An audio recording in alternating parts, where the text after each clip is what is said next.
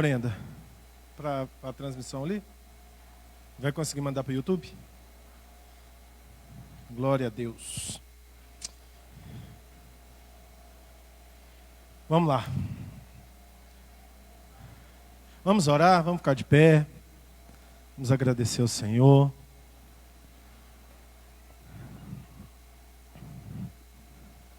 Vem cá orar para a gente, minha filha.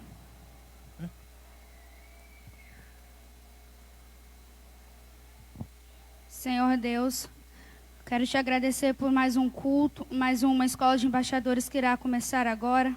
Quero te pedir perdão por todos os nossos pecados e que nós venhamos aprender o estudo de hoje, que será ministrado pelo nosso pai espiritual, Rominei Cruz, e que o Senhor venha estar abençoando a vida dele e venha estar usando a vida dele, ó Pai.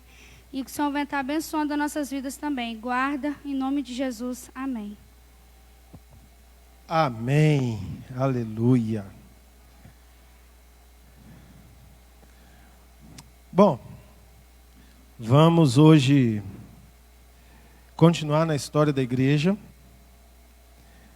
Nós terminamos, semana passada, o primeiro século. O primeiro século foi marcado muito pela ação dos discípulos, dos apóstolos, dos homens que tiveram algum contato com Jesus e deram sequência na obra do Senhor a partir dos ensinamentos de Jesus. Ponto marcante no primeiro século, tiveram muitos pontos marcantes, mas um que eu preciso lembrar vocês hoje foi a queda do templo de Jerusalém no ano 70, depois de Cristo. Então, Jesus morreu, a obra foi acontecendo, foi fluindo, as coisas foram acontecendo. Paulo fez as suas viagens missionárias, foi o que nós vimos semana passada, né? Nós abordamos muito isso, as viagens missionárias de Paulo. Vocês que estão acompanhando aí de casa, shalom, Deus abençoe, vocês possam receber a aula. Obrigado, Diaconisa Eliette. Então, o evangelho foi se expandindo no mundo pelas viagens missionárias de Paulo e com os irmãos que começaram a entender o evangelho. Dizem que sem café é impossível agradar a Deus. Heresias, capítulo 2, versículo 5. Não, heresia, isso é Heresias, capítulo 2, versículo 5. Ou capítulo 5, versículo 2, tanto faz. Então, o evangelho foi expandindo, e aí eles foram lutando com aquelas questões dos judaizantes, vocês lembram? Os agnosticismos, os ensinos de homens dentro da igreja, e Paulo combatendo. Teve o concílio de Jerusalém, e eles tiveram aquela definição, que nós abordamos tudo.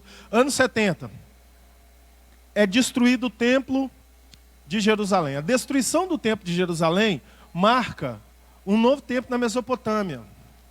A Mesopotâmia é aquela região onde eu mostrei o mapa na época de Josué, depois na época de Jesus, e o Império Alexandrino, o Império Romano. Aquela região ali é uma região muito cheia de significados e valores. E é onde Jesus viveu, é onde Jesus andou, é onde Jesus fluiu com o seu ministério. Ali, obrigado minha filha, em Jerusalém, Cafarnaum, Galileia, Decápolis e todas as cidades por onde Jesus passou pregando. Aquela região era Judeia até antes do ano 70. Governada pelo rei Herodes, que não era judeu. Vocês lembram disso? Ok? Certo? Ele não era judeu. E aí, o Império Romano passava por uma crise, uma grande crise. E muitas coisas aconteceram. No ano 70, eles vão e destroem o templo. E a região começa a passar por uma nova mudança. E outras cidades começam a nascer. E aí, ela deixa definitivamente de ser Judeia. Ela já não é mais Judeia. Tem algumas coisas de Galileia, que é outra região que estava junto com a Judéia.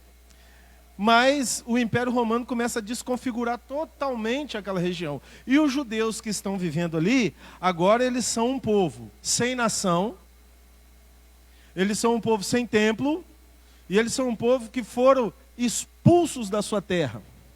Ou seja, o restinho que tinha de Israel não existe mais. E aí eu até pontuei para vocês na aula passada que só voltou a existir Israel no ano de 1948.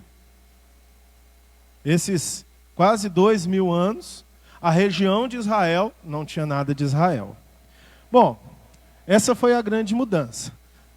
E a igreja está se desenvolvendo nesse processo. E aí nós vamos mergulhar na nossa aula hoje.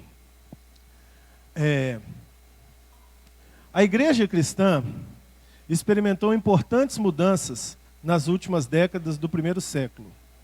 Essas mudanças foram tanto de caráter teológico quanto institucional. É importante entender a diferença desses dois termos.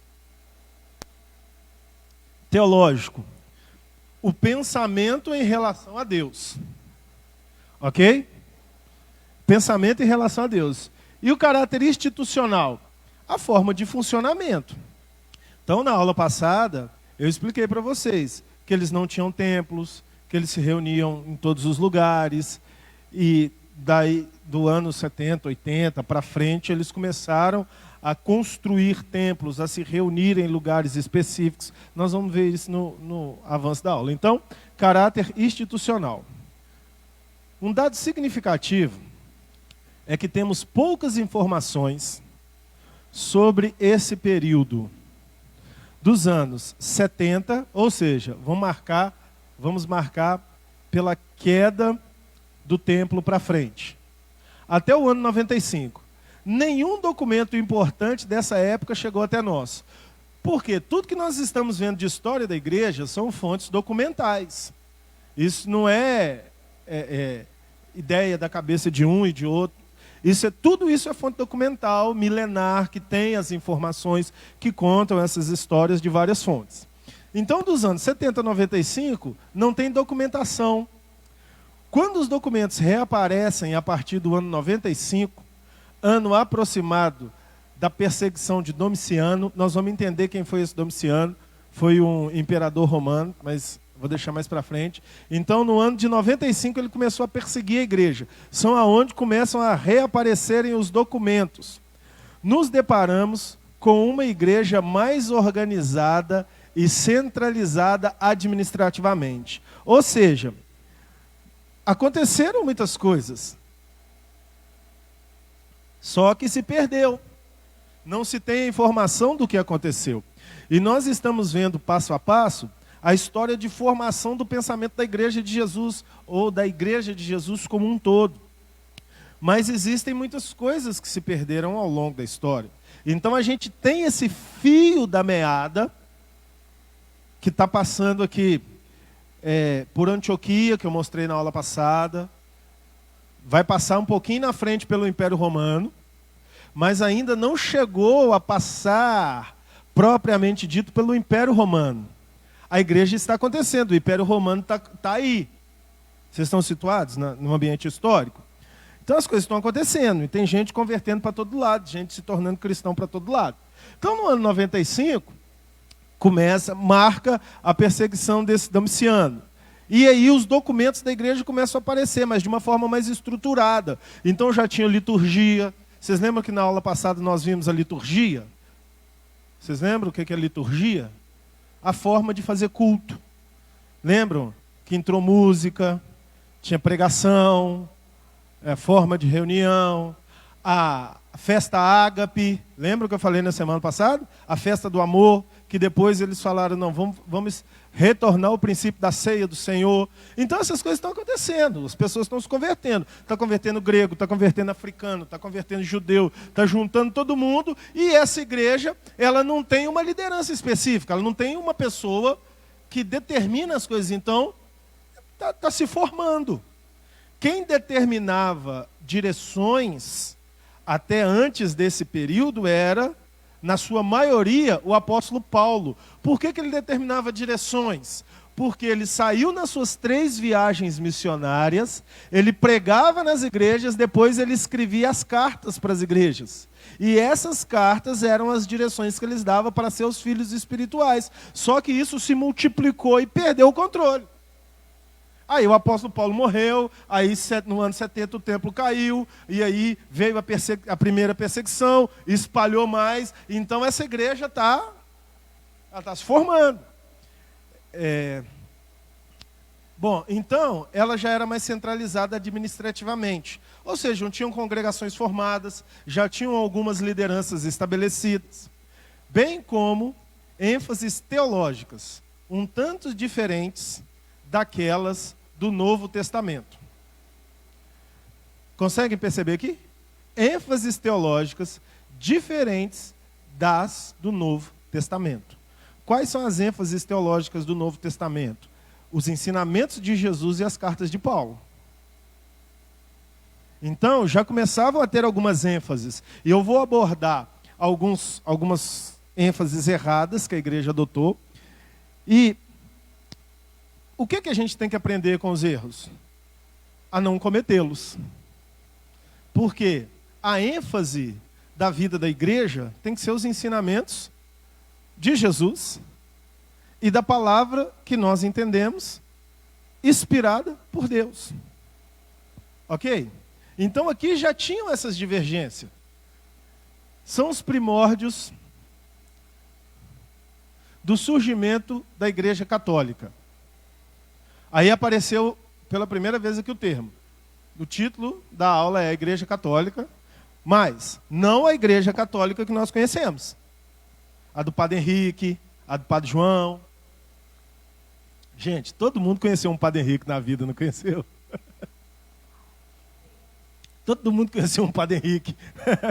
Então, o termo católico aparece, mas não é essa igreja católica, não. Vamos entender que termo é esse. Surgimento da igreja católica.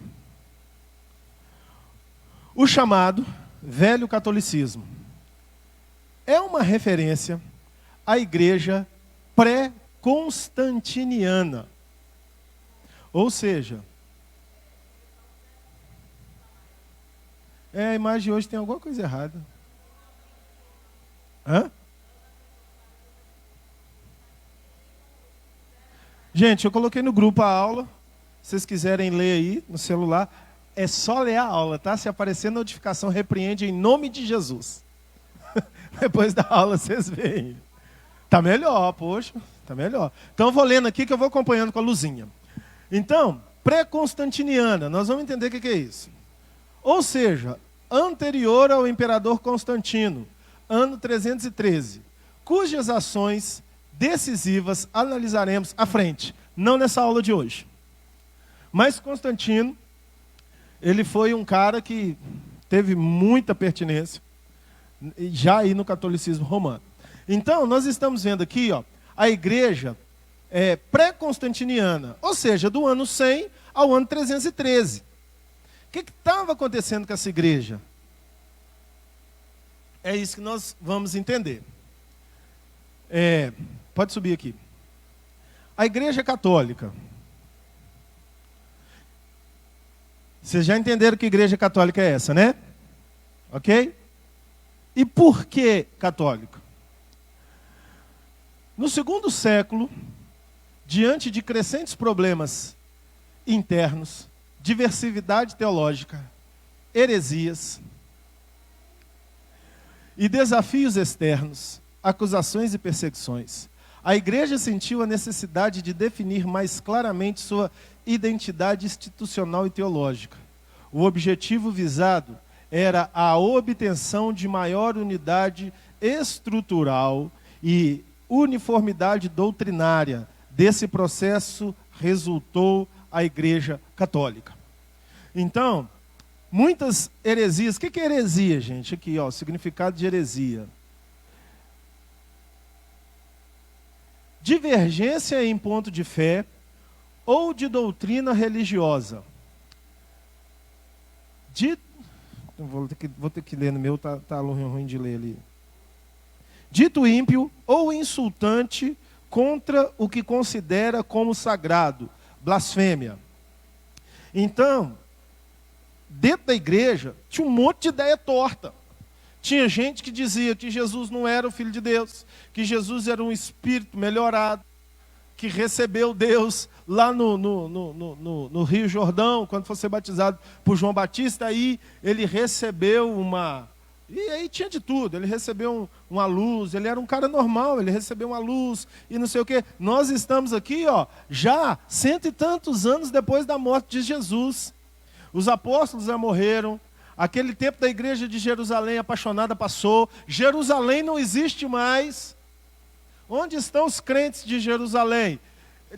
Só naquelas 2 pregações de Pedro foram 8.000 pessoas. Esse povo foi perseguido, foi espalhado pelo mundo. Então muitas ideias e filosofias aconteciam no meio da igreja. Então era esse tempo, era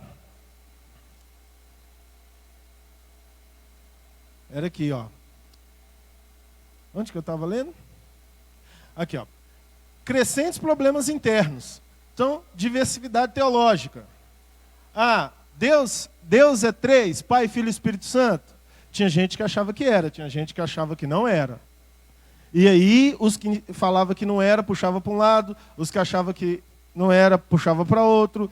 E aí, os textos de Paulo têm validade espiritual? Alguns achavam que não, isso aí foi só uma carta que Paulo escreveu para Coríntios, isso aí foi só uma carta que Paulo escreveu para os romanos, isso aí não tem inspiração do Espírito Santo, não. Outros já diziam, não tem inspiração do Espírito Santo, o que Paulo escreveu para os romanos serve para nós. Outros diziam, não, o que Paulo escreveu para os romanos servia para o romano. Entende a bagunça generalizada?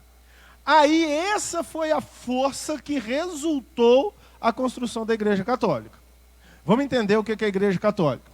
A expressão Igreja Católica é encontrada pela primeira vez em uma carta escrita pelo bispo Inácio de Antioquia.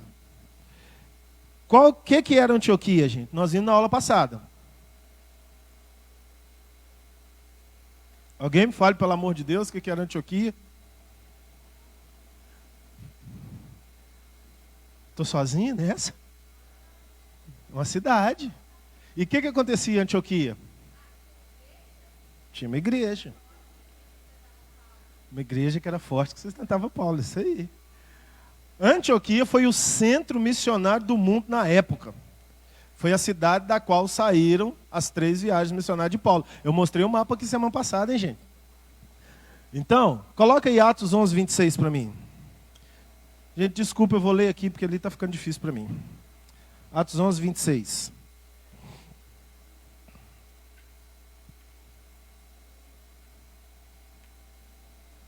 E sucedeu que todo um ano se reuniram naquela igreja e ensinaram muita gente. Em Antioquia foram os discípulos pela primeira vez chamados... Nós nascemos em Antioquia. E por que eles foram chamados cristãos em Antioquia? Porque o comportamento deles imitava Jesus. Então a força, a chama da fé mundial saiu de Antioquia. E o termo católico sai de uma carta do bispo Inácio. Quem era o bispo Inácio? Foi o pastor de Antioquia nessa época. Era o cara que ficou lá fazendo a obra de Deus, continuando. Paulo morreu, as viagens missionárias passaram, Jerusalém caiu e o cristianismo foi espalhando pelo mundo, mas a igreja de Antioquia continuou lá, sendo estruturada, sendo formatada, sendo alinhada. E o bispo Inácio escrevendo uma carta para a igreja de Esmirna. E a igreja de Esmirna é citada por nada mais, nada menos que Jesus. Esmirna, Apocalipse, capítulo 2, versículos 8 e 9.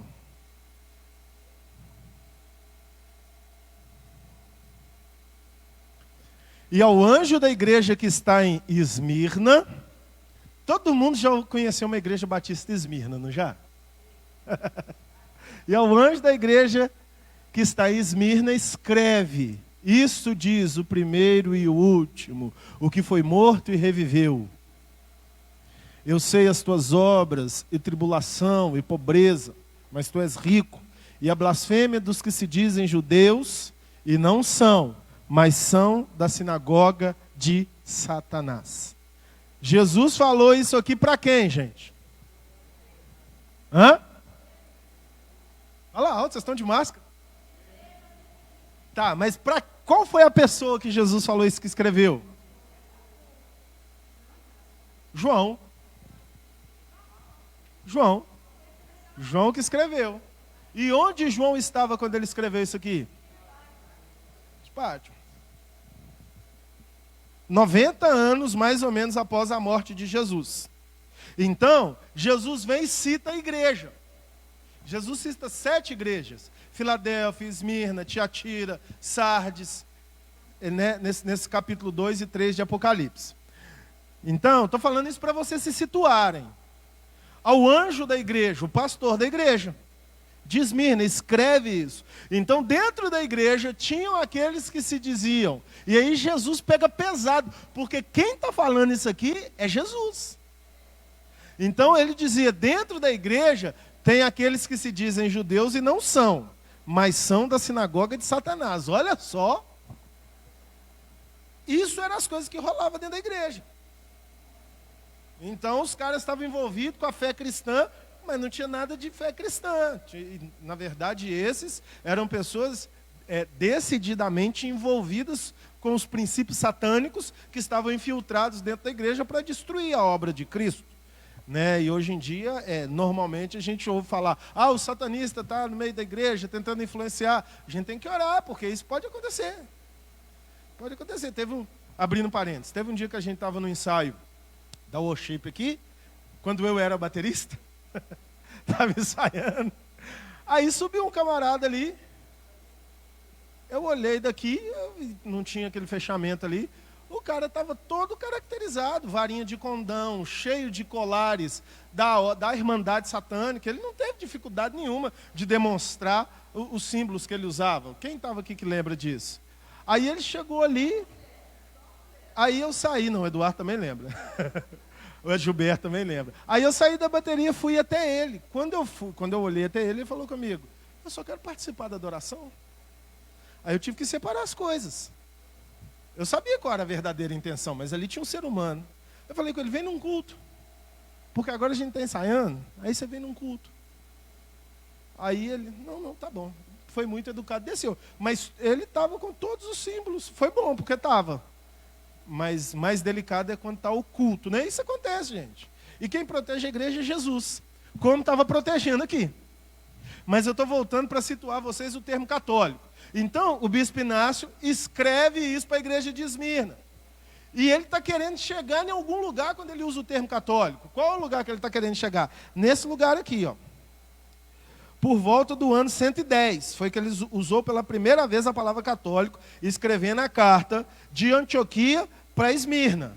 Qual deveria ser o conteúdo dessa carta? Não temos a informação, mas devia ser alguma coisa nessa linha. Olha, varão, vigia aí nas infiltrações, nas heresias. Vamos guardar a ortodoxia, vocês vão entender o que é essa palavra. Vamos guardar a centralidade em Jesus. Vigia, não sai da bênção não. Olha a prostituição, olha a mentira. E ele está trocando uma ideia pastoral para levar o povo na linha de Jesus. Entendem? Então isso está acontecendo mais ou menos no ano 110 depois de Cristo. Mais ou menos não, no ano 110 depois de Cristo. A palavra vem do grego, katolikos. Está aí no negocinho de vocês. E significa geral, universal, kata, de acordo com, mais, holos, o todo. Kata, de acordo com, mais rolos, o todo. Então a palavra católico significa de acordo com o todo. Ok? O todo do Evangelho de Jesus. A partir do segundo século, a expressão foi utilizada para designar a igreja verdadeira. Aí agora os irmãos estão falando o seguinte: nós temos que sair do meio dessa bagunça filosófica, teológica, institucional, e nós temos que ser uma igreja fiel aos ensinamentos de Jesus, às doutrinas de Paulo e aos textos do Velho Testamento. Aí eles tomam essa decisão para designar a igreja verdadeira, apostólica, ou seja, que segue o caminho dos apóstolos, certo? Ortodoxa, o que significa ortodoxo? Que professa os padrões e normas ou dogmas estabelecidos, tradicionais, em oposição aos movimentos dissidentes e aos grupos heterodoxos ou heréticos. Heterodoxo, o contrário de ortodoxo, que contraria os padrões, normas ou dogmas estabelecidos em certo domínio. Eles queriam fazer tudo da igreja, gente. Eles queriam fazer tudo da igreja, eles queriam fazer uma instituição, eles queriam fazer um clube social, eles queriam fazer uma nova ordem mundial, eles queriam fazer de tudo. Mas o bispo Inácio está escrevendo lá para o anjo da igreja de Esmina, fala, mano, chega junto, vamos ser crente mesmo. Entende? A gíria aqui é só para ficar um pouquinho engraçado, para vocês entenderem. Então ele está falando, vamos ser crente mesmo, então vamos sair dos heterodoxos, vamos sair das heresias, que eu já expliquei para vocês o que é. Vamos sair dos princípios errados e vamos ser uma igreja cataholos, de acordo com o todo do evangelho. Aí nasceu o termo catolicismo. A intenção foi maravilhosa, certo? Então uma igreja que está fundamentada nos princípios de Jesus. A Igreja Católica caracteriza-se pelos seguintes elementos de unidade e identidade. Aqui, lembrem-se, nós estamos estudando história. Então, nós estamos estudando os fatos que aconteceram na história. E esses fatos nos ensinam alguma coisa. Eles tiveram uma intenção maravilhosa de voltar aos princípios. Mas quando eles começam a voltar aos princípios, eles perdem algumas essências. Olha só. Seguintes elementos de unidade e identidade. Bispo monárquico. Ao contrário do primeiro século, em que cada igreja tinha vários bispos ou presbíteros, agora, cada igreja passou a ter um só bispo, com autoridade sobre os presbíteros e diáconos. Para isso, deu-se ênfase à ideia de sucessão apostólica. Os bispos tornam-se guardiões da unidade e ortodoxia da igreja. Agora o termo ortodoxia já não é bicho de sete cabeças para ninguém, né? Já entendem? O crescimento da importância dos bispos, eventualmente, deu grande destaque aos bispos das cidades mais importantes, especialmente de Roma. O que aconteceu aqui? Tinha muita confusão, cada um fazia o que queria. E aí, os irmãos, pelo que tudo indica, o precursor desse movimento foi o bispo Inácio, de Antioquia, e eles se juntam para ter uma igreja católica. E essa ideia é muito boa. Mas existe uma prerrogativa no Evangelho. O Evangelho não são palavras persuasivas de sabedoria humana. O Evangelho é a manifestação do poder de Deus para todo aquele que crê. Então, fazer uma unidade institucional de uma verdade essencial passa pelo caminho perigosíssimo do empoderamento humano. Quem que tinha a postura correta? Paulo. Paulo ajudava as igrejas, Paulo impulsionava as igrejas e Paulo falava para os líderes, sejam fiéis ao que eu ensinei para vocês. E ele seguiu o caminho fazendo a obra. E ele fez o desenho maravilhoso dos 5 ministérios. Que está lá em Efésios, a gente cansado de falar isso. E o mesmo Espírito deu uns para apóstolos, outros para os profetas, evangelistas, pastores e mestres. Ali, Paulo já estava desenhando na cabeça dele, porque Paulo era um cara que vivia à frente do seu tempo, e ele já sabia que isso ia acontecer. Então, se todos seguissem essa estrutura, iam surgir vários apóstolos para instituir profetas, pastores, mestres, dentro dos ensinamentos do apóstolo Paulo, do apóstolo Tiago, do apóstolo João, da Bíblia. Só que os irmãos não entenderam isso. Eles quiseram sair da problemática, mas eles acabaram construindo a base para uma construção imperialista. Consegue entender isso? E aí aconteceu isso, o bispo monárquico. O que essa expressão nos fala? Essa expressão nos fala de uma autoridade eclesiástica fundida com uma autoridade pública. Porque monarquia é princípio de governo social. Né? Daí vem os reis e tal. Então, vocês conseguem perceber a igreja se aproximando do Estado? Então era o bispo monárquico da cidade tal. Ou seja, dentro da cidade só pode ter esse cara. Consegue perceber isso? E aí a cristandade vai se unindo a isso. E ele tem autoridade. Está mexendo aí, Patrick? E ele tem autoridade sobre os presbíteros e sobre os diáconos. Cadê os 5 ministérios? Lembra o que eu falei na aula passada? Dos cargos executivos, funcionais, que não tem problema nenhum existirem, mas da essência fundamental do ministério, segundo a orientação de Paulo. Lembra que eu falei isso na aula passada? Eles esqueceram disso. Eles foram seguindo por um caminho mais fácil para se manter a ortodoxia. Vamos lá. Regra de fé.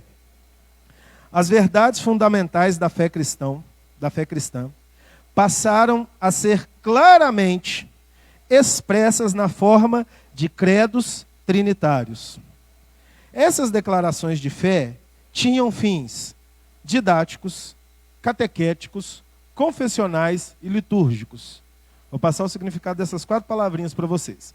Então eles começaram a construir credos trinitários, regras de fé, didáticas, catequéticas, confessionais, litúrgicas e apologéticas. Vamos ver lá. Significado. Didático. Que tem por fim ensinar e instruir. Catequético. Processo de ensino das doutrinas religiosas. Ou seja, evangelismo. Confessional. A partir de uma confissão de fé. Litúrgicos. Processos de ensino pautados nas formas de cultos e celebrações. Apologéticos. Ensinos pautados na defesa da fé. Vocês conseguem entender que a motivação era muito boa? Mas a liberdade de ação do Espírito Santo está cerceada. Vocês conseguem entender? Por quê? É a essência do Evangelho. Não tem jeito de eu chegar lá na África e falar para os irmãos, faz o culto igual faz no Brasil. Eles não vão fazer. Eles vão fazer do jeito deles. Tem alguns crentes brasileiros que vai na África e sai repreendendo o espírito maligno na hora da adoração deles. Por quê? É igual candomblé, ué. Eles estão batendo os tambores, mas é o estilo deles.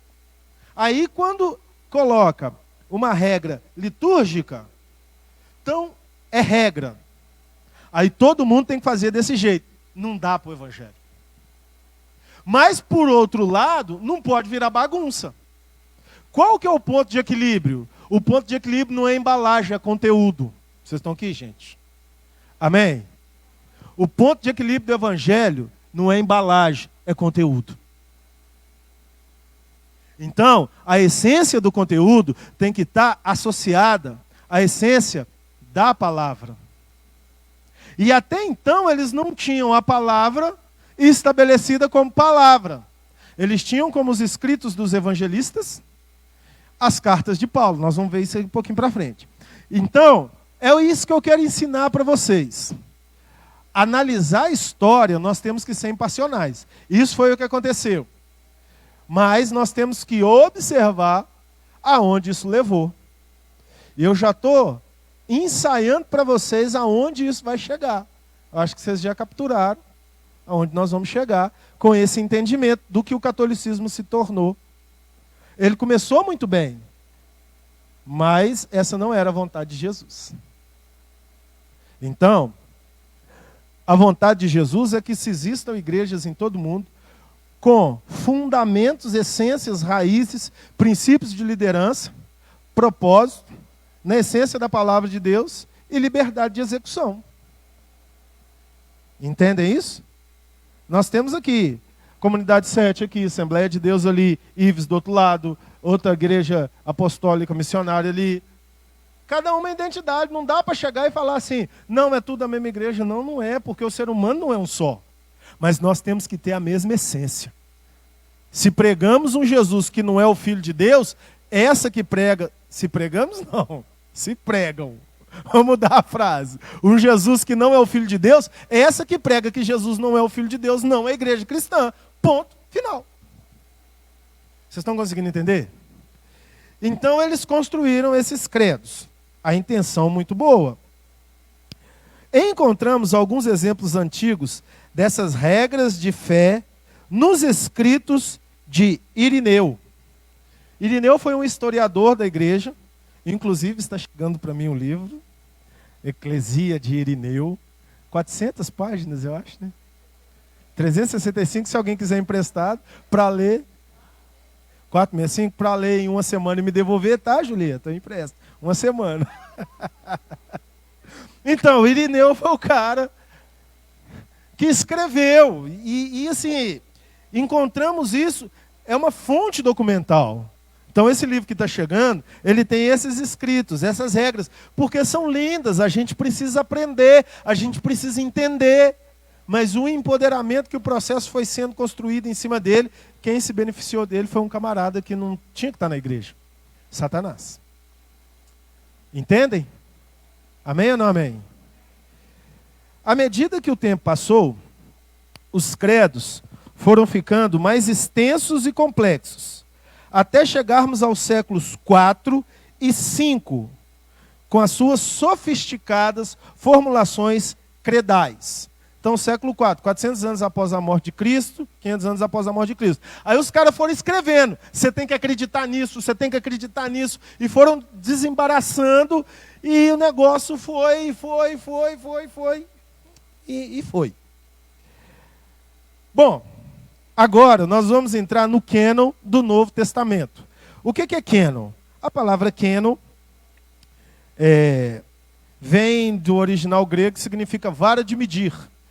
A igreja precisava de ter um texto uniforme. Ainda não tinha a Bíblia.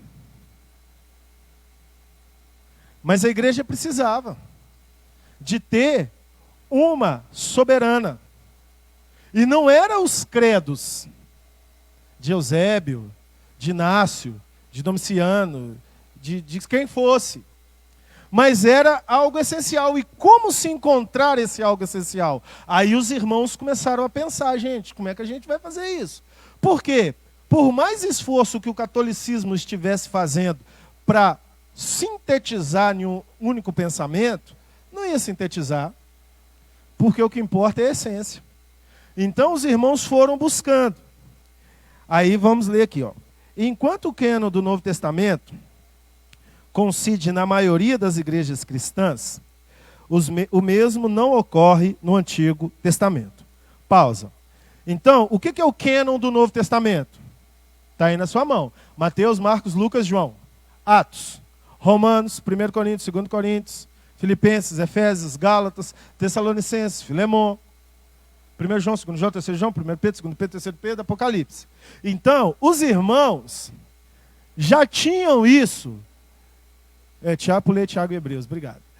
Os irmãos já tinham isso em mente. Olha, são esses textos que falam da essência do fundamento do pensamento de Deus para a humanidade. E esses textos nós podemos confiar. E isso foi se tornando unânime entre toda a cristandade no mundo. Gente, dentro de uma realidade confusa dessa, para se trazer a unanimidade só por obra do Espírito Santo. É ou não é?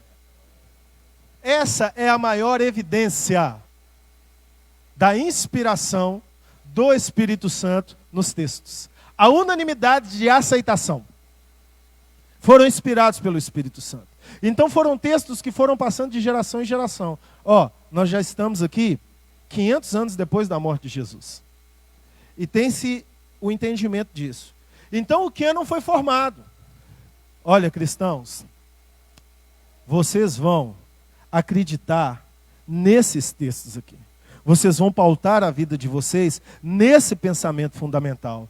E isso ninguém tira da Bíblia. A Bíblia fala uma só verdade para todas as cabeças. Hã? Oi? Não tem uma pessoa.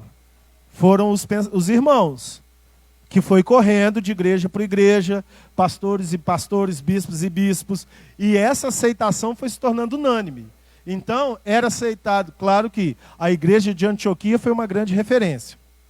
Aí, as igrejas da Ásia, Sardes, Esmirna, Tiatira, as igrejas onde Paulo pregou, Gálatas, Coríntios, Filipos, Éfeso. Então, esses textos, os 27 textos, livros, já eram de aceitação unânime. Claro que existe muita história. A gente poderia fazer um curso do cânon bíblico, que a gente ficaria 6 meses estudando. Dá um pouquinho de volume para mim, Patrick, por favor. Quanta coisa aconteceu, a gente ficaria estudando até chegar nesse denominador comum. Mas a nossa aula aqui é a história da igreja, então eu preciso fazer vocês entenderem. Vai, na leadership, né? Mas nem todo mundo aqui é da leadership.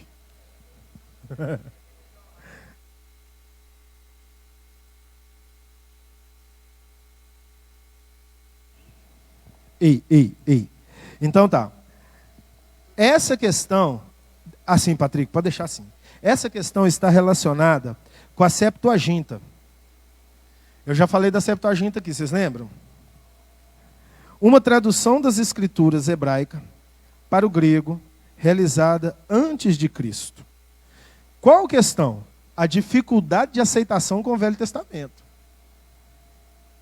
A Septuaginta foi a tradução dos textos do hebraico para o grego. Eu falei muito isso naquela aula do Império Alexandrino, da cultura dos helenistas. Lembram disso? Quem lembra disso? Alguém lembra? Joia. Então posso seguir tranquilo aqui. A tradução começou a ser realizada por judeus em Alexandria, sob Ptolomeu II, Filadelfo. Esses eram os líderes de Alexandria, que eu já falei para vocês. Em 285 a 246 anos antes de Cristo, a Septuaginta estava pronta. Então os judeus colocaram os textos hebraicos na linguagem grega. E todas as pessoas do Império Grego, que era o mundo da época, começaram a crer nos textos do Velho Testamento no grego. E tinham os prosélitos. Quem eram os prosélitos? As pessoas que já aceitavam o ensino do Velho Testamento, mas do judaísmo. Sendo nessa época traduzido o Pentateuco. Essa versão é denominada também Septuaginta. Pois teria sido elaborada por 70 ou 72 eruditos judeus ao Pentateuco. Foram acrescentados os demais livros, cuja tradução foi feita por um grande número de pessoas diferentes, por volta do final do século, do 2º século antes de Cristo. Todo o Antigo Testamento, e pelo menos seu conteúdo principal, havia sido traduzido ao grego. O cânon do Antigo Testamento era usado nas igrejas cristãs no final do 1º século. O Concílio Judaico de Jâmnia estabeleceu o cânon escrito do Antigo Testamento. Bom, cheguei no ponto que eu queria. Os textos do Novo Testamento, que já eram aceitos, eu estou correndo aqui, mas ainda é 6h15. Aí, Eduardo, você começa a se mexer. Achei que já era 6h30. Culpa do Eduardo.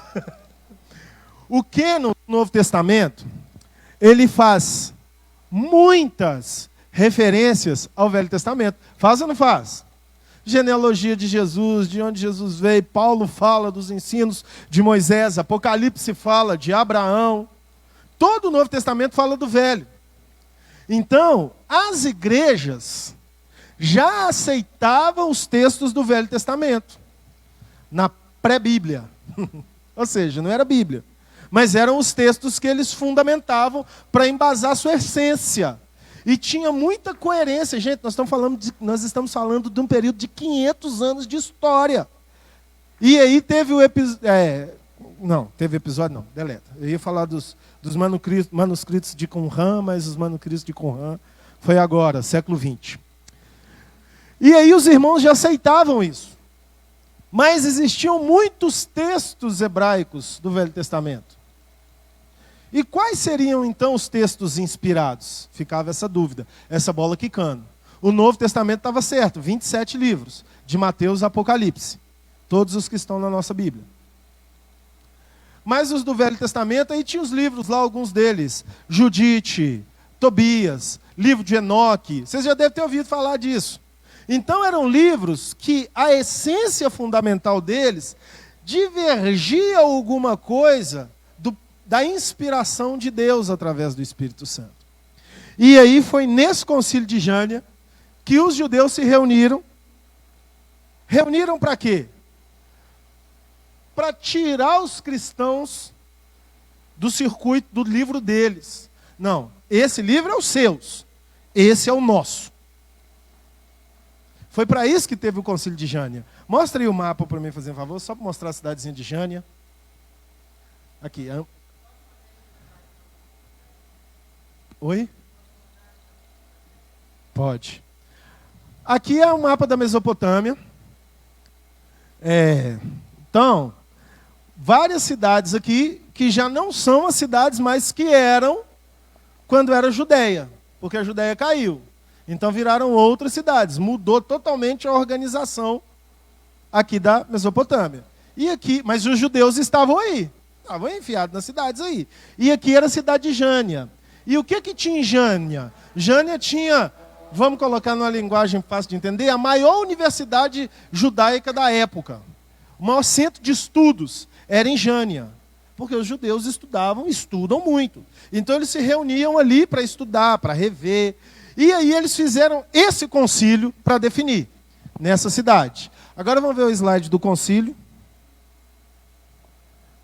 Esse eu vou ter que ler aqui. Não, eu leio aqui. O concílio de Jânia foi realizado por volta do ano 100 depois de Cristo, sob a liderança do rabino Zakai. Foi um concílio anticristão que visava separar claramente a doutrina dos cristãos da doutrina judaica. Até nessa época, os judeus não haviam fechado o cânon hebraico das Escrituras. Por isso, estavam divididos. O historiador judeu dessa época, Flávio Josefo, o que é importante, obrigado, o que é importante citar Flávio Josefo? Que Flávio Josefo é um cara historiador normal. Ele não é escritor bíblico, ele é um historiador. E ele aborda todos esses acontecimentos.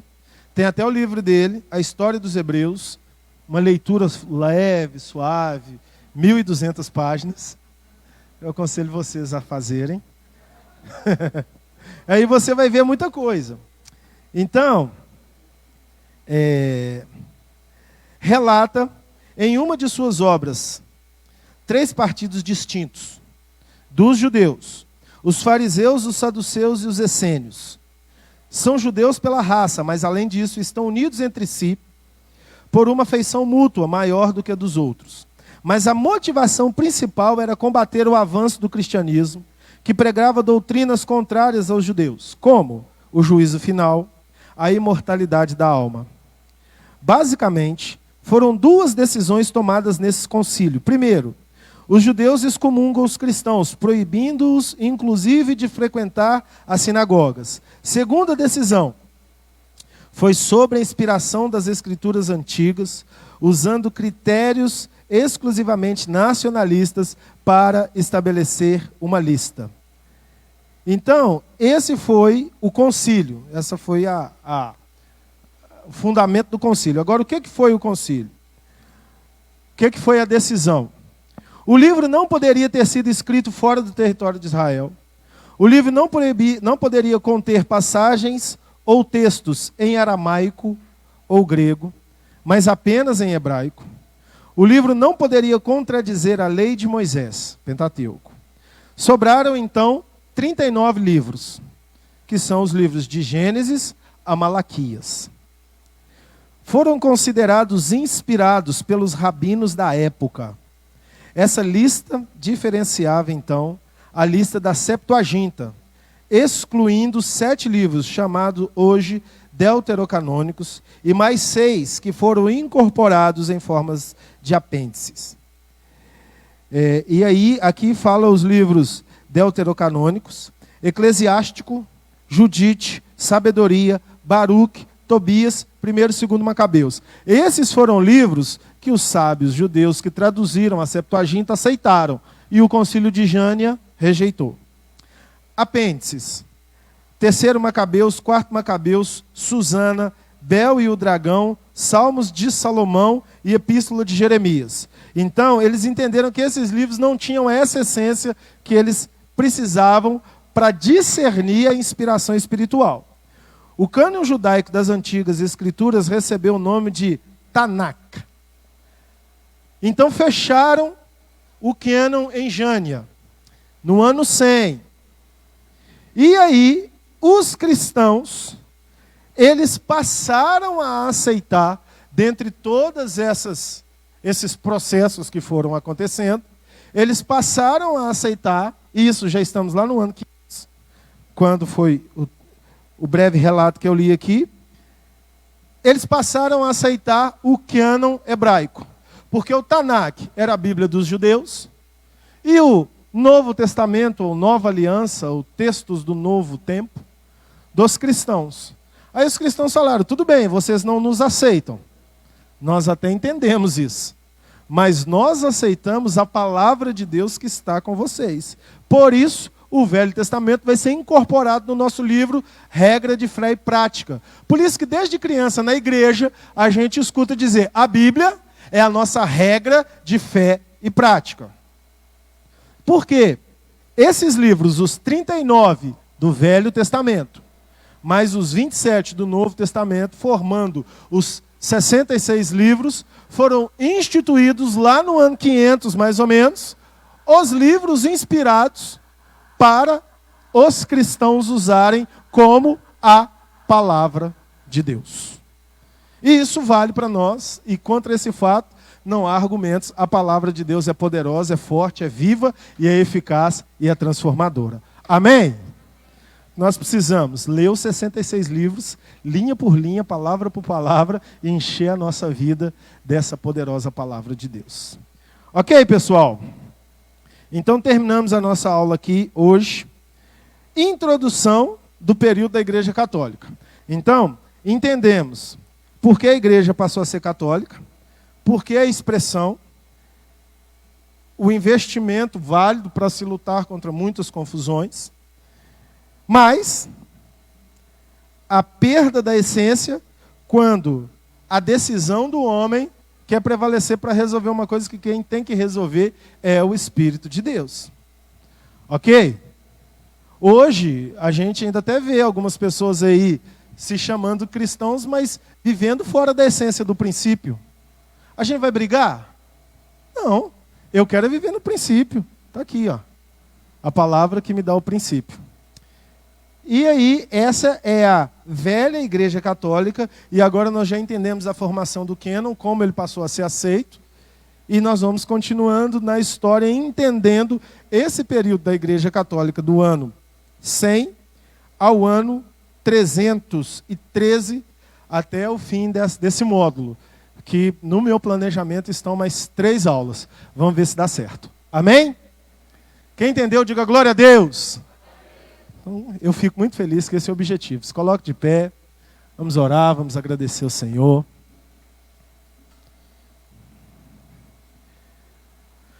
Pai, nós te agradecemos por essa aula, pelos ensinamentos da história da igreja, e que possamos extrair, Senhor, o melhor da história, porque nós ainda estamos escrevendo a história, e que escrevamos correto, nos desviando dos erros e nos aprofundando na essência da Tua palavra. Em nome de Jesus, amém. Glória a Deus. Até domingo que vem.